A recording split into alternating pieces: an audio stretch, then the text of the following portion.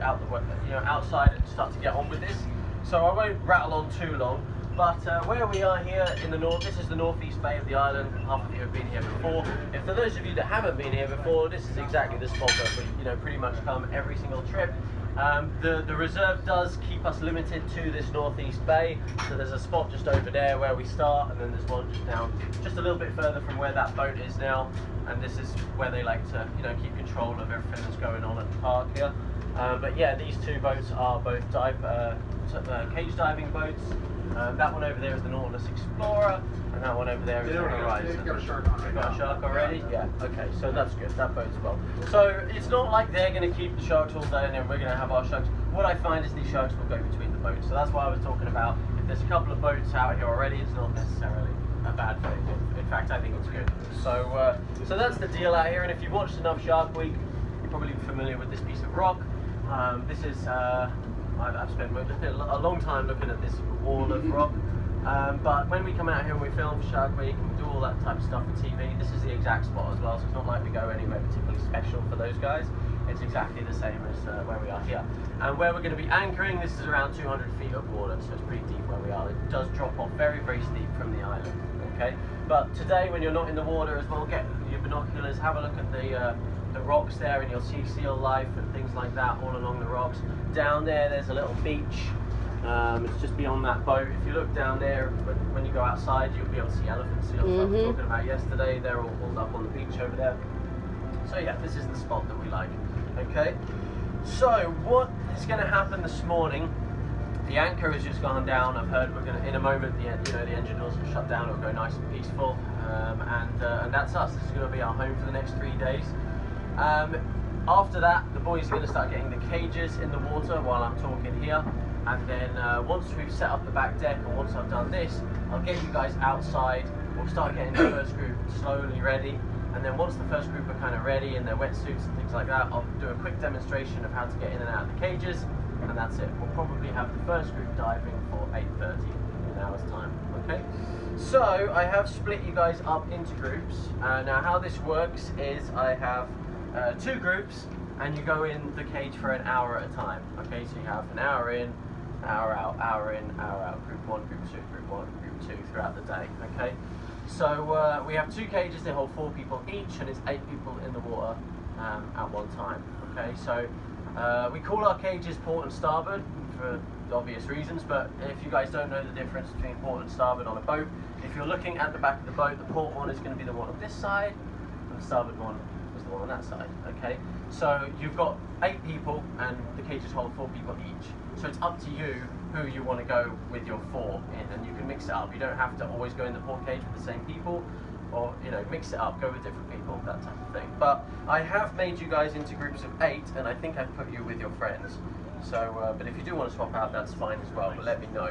But maybe we'll just keep it to this just for the morning, get you guys into a flow, and then you can start doing people. Okay, but we'll get started today with this. Group number 1, it's going to be Scott, Donna, Philip, Edie, Blaine, Matt, Tracy, and Alexa. Okay, so that should leave group number 2, Beth, Cynthia, Catherine, Suzanne, Alan, John, Christian, and Bob. Okay, and then I'm aware we've got some extra guys who are going to be jumping in rotations when there's spots, and that's Ralph, Daryl, Simon, and Dirk. Okay, so what typically happens for you 4, those kind of the extra bods, is come lunchtime, things like that, usually people start skipping rotations and saying, I'm going to just sit one out and things like that, and that's when we can get you guys extra in. Okay, so is everybody happy with that? Everybody knows which group they're in, group 1 and 2? Yeah? Alright. Okay, cool. Alright, the other thing you need to know is a number. So this number will correspond with your equipment. So we've set up equipment boxes out on the back deck for you. There's a number on there, and there's also a name on the box as well. And when you filled out those questionnaires that we handed out to you, or when Ralph gave them to you, you guys would have stated your wetsuit size and your hood and your boot size and all that kind of stuff. So it's all on there. So we have all the equipment specifically for you. So just remember your number and don't take the other person's number, otherwise it ain't gonna fit you. Okay, so that's a warning, because it's like a domino effect. Okay, so these are your numbers, and whoever's written this hasn't done me any favours with his handwriting. Alright, but let's have a look here. Let me just check the first one. Yes. Okay, so Alan, you're 17.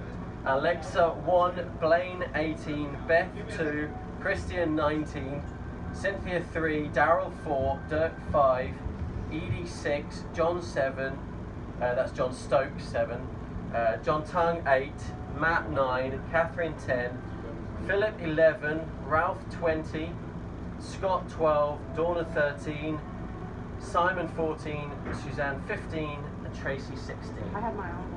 Okay, no problem. Okay, you've still got a bucket with it. Okay. So you're all good. No, you're good. You'll find. Yeah, you'll find there is a bin with your number on, and you'll just now you've got one. Yeah, you can put your equipment in there, and there'll also be a hanger for your wetsuit with the number on as well. So just make sure you have all the equipment that you need. You will have, if you don't have your own, a wetsuit, a hood, a pair of gloves, a pair of boots, and a mask. Should all be in the bucket outside. If you don't have it, come and see me. Sometimes the bucket might tip over on travel day and a mask gets lost or something like that, but we've got lots of spare gear on the boat, okay, so we can help you out if anything's lost, okay? So that's all your equipment, that's all you're going to need for the diving. So let's move on to the equipment. I know some of you know how to dive and some of you don't know how to dive, but even if you haven't dived before, this type of thing is really, really easy. It's not like normal scuba diving where you're going to be wearing a cylinder on your back and wearing fins and have to go deep in the water or anything like that. It's very, very basic. We have a compressor on the top of the boat which fills giant scuba cylinders that are in the stern, and then there's extended hoses that come out the back of the boat and extend down into the cages, and then there's a regulator which you breathe off, and that's it. You're just wearing your wetsuit, you're wearing weights, you've got the regulator in your mouth, but obviously that's great because then you're able to move around freely in the cage, so it's really, really easy. Prior to this, I used to teach people how to dive, and the first step typically of teaching people how to dive was just how to breathe off a regulator, and you do that usually standing in a swimming pool, which is pretty boring. So for those of you that haven't done it before, it's going to be the really good introduction to diving because you're going to be surrounded by great white sharks for the first time, which is cool. Alright, so for your equipment, most of you have probably worn a wetsuit before. If you haven't, the main tip that I'm going to give you this morning is that the zip goes up the back of the wetsuits. Right? So you know where I'm going with this. Don't be that person who does it. There usually always is one. Alright? But just remember, zipper up the back. If you're having trouble putting them on, there's an outboard shower on this side of the boat, so you can go under there and that will help. And if you're having more trouble, go inside one of the heads and get some shampoo, and you can, lather yourself up, and that will help get the wetsuit on you for you. Okay. The other equipment is it's up to you if you want to wear them. Obviously, you need your mask, but I'm talking about the hood, the boots, and the gloves. That's up to you if you want to wear those or not. Depends where in the world you come from. If you're from England, it's nice and warm out here, or South Africa. But if you're from Florida, then you might get a little bit chilly. Okay, so. It's up to you. I would recommend the boots. Definitely wear the boots, just if anything else, just to protect your feet from the metal of the cage. But the hood and the gloves, I would say, is optional at this point. It is November. The water temperature out here is going to be about 68, 69. So it is a little bit chilly, but like I say, it's one of those temperatures where some people find it cold and some people don't. So it's completely up to you. My recommendation would be, if you're not sure, try going without on the first dive, because it means that you've got to put on and take off more equipment, which can become a hassle or not needed if you don't need to do it. By the end of the first dive, you will know if you're starting to feel cold or not. You're not going to freeze to death on the first dive, anything like that, but you'll know, okay, next time I'm going to wear the hood or the gloves. My recommendation, again, next to that, if you're just feeling a little bit cold, try then without the gloves, just use the hood, because that's a good way of keeping warm if you keep your head warm. And then if you're still that person that's still cold on maybe the third attempt, then go with the gloves. Okay, so but some people will just feel the cold, some people won't. That's just the way it is. Of course, it's colder when there's no sharks, and you're not thinking about it when there's always the wind. Okay, so that's the equipment side of things. The most important thing with the rotations is that when it's time for your particular group to go in the water, that you are ready. Okay, so nobody really wears watches anymore. In 2019, everybody's just using phones and things like that. So keep an eye on your time. We have a clock in here, so you're going to know. I'm going to do the rotations on the half hour. So 8:30 first rotation. If you're in group number 2, you're 9:30, and then obviously 10:30 again for group number 1, and so on and so forth throughout the day. I will make announcements and things like that, but don't rely on me because I'm going to be very busy and we're going to be running around. So, you know, if you just don't hear my voice, don't blame me for not being ready. Just keep an eye on the clock, and you know that, you know, if it takes you 2 minutes to put on a wetsuit, cool, you can get ready for 2 minutes to go. But if it takes you 20 minutes, then you might want to start getting ready a little bit earlier, okay? Because I want to get everybody in the water at the same time, and there's 2 reasons for that. The first one is for your own safety.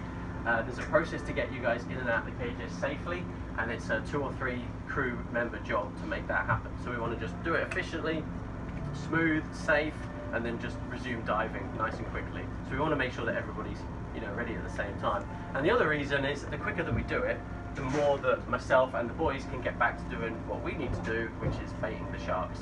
So it's not like the movies where they're just going to be swimming around with the dorsal fins around the boat in circles all day.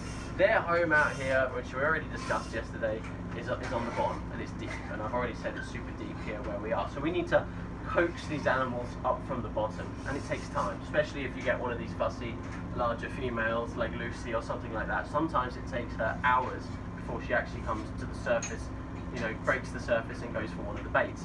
So we might be seeing these animals down deep, and then we're spending a lot of time trying to get them up. So if we just suddenly like stop what we're doing for too long, it kind of breaks the whole thing down. It's like fishing, and then that shark will just drop deep again, and it's almost like hitting reset. So the longer, basically my point is, the longer that you guys allow us to do our thing, ultimately that will benefit you guys in the cages, okay?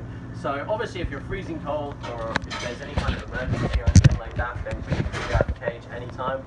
But my point is, I just don't want to get into the habit of, you know, someone comes out after 10 minutes, then someone wants to get in after another 10 minutes, and then, because you think it's just you, but of course it never is. There's 20 of us on the boat, or 16 of us in the water, or 8 of us in the water, but it just tends to, and then just be like I always think it's just like, I feel like someone that's working at the pool for the day, just getting you guys in and out of the cages rather than really focusing on the sharks. And if you do allow us to do more things, that's when we might be able to get away with cooking a fish, or doing the boom bait, which we try and get the sharks to jump. So if I know you guys are all cool in the water for the hour, then we can really crank up those sharks, which is ultimately what we're trying to do for you, okay? So if you imagine, you know, you're all ready, you've got your equipment, you're ready to go. I'm going to show you guys how to get in and out of the cages, but I will talk to you a little bit about it now. There's one piece of equipment that you need before you go into the water, lastly, which is your weight belt, which is your weights, okay? So for those of you that have dived before, you'll be used to wearing a normal weight belt. It's a little bit different out here, because you're wearing 7mm wetsuits, super thick, so they keep you really buoyant in the water, and you're only a couple of meters, obviously, under the surface. So without a lot more weight, you're just like, it's like you're walking on the moon or something like that, you know, you're floating around too much. So we need to put a lot of weight on you. It's about 40 pounds, so it is a lot. Obviously we can amend that for different people slightly, but it is between 30 and 45 pounds, so it's a lot of weight. So these aren't like normal weight belts, these are like harnesses. You put one arm in at a time, like a jacket. You put one arm in at a time, and there's a buckle that goes along your front here, okay? But my point is, with these, don't walk around the deck with them on. You know, take a seat, and we'll put the harness on you for you. Otherwise, you're going to injure yourself or hurt your back or something like that. So take a seat, we'll put the harness on you for you, and then we'll help you over to the cage one at a time. Now, the cages, they sit away from the back of the boat just slightly on these metal arms. And what the metal arms allow the cages to do is to be a little bit more free in the water. You know, if they were tight and rigid to the boat, then as the boat rolled, it would be really awkward and it would be bad on the equipment. So these arms just allow a little bit of give as the water moves them. But it means that they're a couple of feet away from the back of the boat.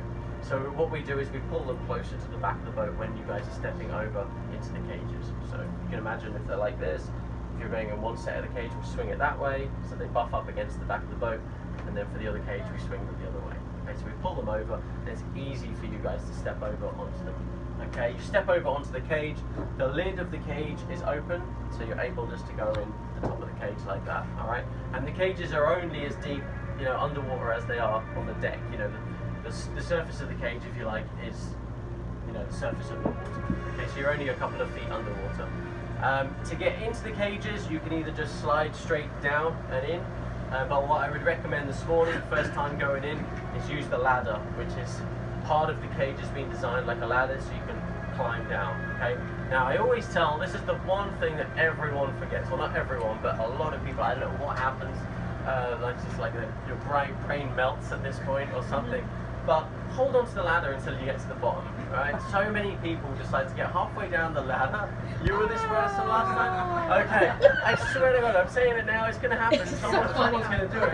Like, my foot missed the wrong. what happens You is- go down like this. Yeah, you go down and you think you've got it, you know, but of course you've got all this, you are still a bit buoyant, but then you're also negative as well because of the weight. So it takes a second just to get you know, how you're going to start moving underwater. And I just don't think people realize that. And they get halfway down the ladder, let go, and then you're on your back like Cynthia, like a turtle upside down. And it's not a problem. You just pick yourself up, but you kind of look stupid. So. But you have time to wave at everybody as you're trapped. It's gonna happen. But if it does happen, it's not a big deal. But it's just a pre-warning, and I tend to be trying to say it more and more to try and get the point across. There's no way I've not been able to avoid it ever. So see if you can get away with remembering to do it today. But get your feet on the bottom of the cage. And if it is your first time going down, take your time. You know, I see other people sometimes they just jump straight in. You know, and that's not a good. That's like me when I was 5 jumping in the deep end of the swimming pool. You know, I get a bit of a shock. You know, so just take your time. You know, take your time going down. We've got 3 days here. Relax, and we'll get you in. There's no rush, you know. So take your time. Go down the ladder. Once you're in though, on the bottom, and you've got your feet stable, you can use the bars as well to move around. I think that's the other thing that people might not realise. I'm trying to figure it out, and I think some people think that maybe they can't have their hands outside the bars, so they don't want to touch the bars of the cage. It's cool. Hold on to the bars. It really helps. Okay. I'm trying to work out what's going on, but maybe that's another thing as well. Okay. And when you're in the cage, you don't just have to stand there. You know, just facing one direction. You can sit down. You wedge yourself into the corners. Whatever works for you in the cage. Okay. But one tip is to move out of the way of where everybody else is coming, like as well. You know, shuffle along if you're the first person in, because there's going to be people. Cynthia will coming in catch on you. top She'll of lay it. right I'm putting the first group. I've put most people in the first group that have done this before. So you guys hopefully will be able to get everybody into a good routine with this and show everyone how to do it. Once we filled the cage, that's it. You're down there for an hour, okay? And then we'll fill the other cage. Just have a swig of coffee. With the 2 cages, we'll always fill the port cage first, okay, as well. So if you think that that's the lucky cage, Cynthia, then be ready first, okay, because we'll always fill that one first. And then we'll move on to the starboard cage. You're going to know that it's time to come out when you hear me knocking on the cages. I know you can hear it, so don't ignore it. But if you're in the starboard cage and you hear the knocking, you can hang out for a couple of minutes because I will always exit the port cage first as well. Okay, but you starboard divers got in a little bit later, so it all works out the same. And they can take away your air if you're taking too long. Sammy got pulled up one time. It was like, it was so funny. When you're in the cage, there's a nice big viewing window at the front, and it wraps around the side as well. But you don't all have to stare in that direction because the sharks don't know that this isn't SeaWorld, you know. So in fact, this morning, the first shark you're probably going to see is back in this direction. We find that they come up underneath the boat. So my recommendation is look backwards under the boat, and that's where you'll probably see your first shark today. What we're trying to do out here is trying to create like a mini ecosystem underneath the boat. So you're going to see all these other fish start to gather around scad mackerel. There's a lot of bait fish in the bay at the moment, and you may start seeing yellowtail and yellowfin tuna. Now, if you start seeing all that stuff, that's really, really good because it means that there's a lot of activity, and eventually, the great white shark is just part of that, that ecosystem, if you like. So eventually, the great whites will appear, and that means that we've created this, and then that's why we will stay here for the 3 days. We've got that kind of cool thing going on underneath the boat. But work as a team as well. Don't just, it's pointless all sitting and looking in the one direction, because you can pretty much guarantee at that point that the shark will come from the completely opposite direction. There's no music, the John Williams soundtrack doesn't play, and they have a really good way of sneaking up on you. For a 15-foot animal, they're really good at it. You suddenly turn around and there's a big smiley face just looking at you. They are good at it. So yeah, that's it with the cages. Work as a team. Always the best cage groups are the people that work together. Last week I had a great group. They were like tapping each other on the shoulder, you know, two looking one way and two another way. That's always the best way to do it. And then one last thing I do need to mention is our emergency exit door. We've never had to use it, never expect to have to use it, but we do have to let people know, of course, where it is. So it's like when you're on an airplane, if you're in the aisle, be aware of where it is. And that person that's in charge of the emergency exit door is going to be the person on the outboard side of the cages, you know, the outward facing side of the cages.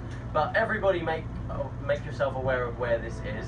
You're going to see when you go down into the cage, there's a little Velcro strap. It's actually a surfboard leash strap, and it goes around one of the bars. Now, if you were to undo that Velcro strap and either push or kick that side of the cage, then that side of the cage would just open up like a trap door, and then you're able to exit the cage another way, okay?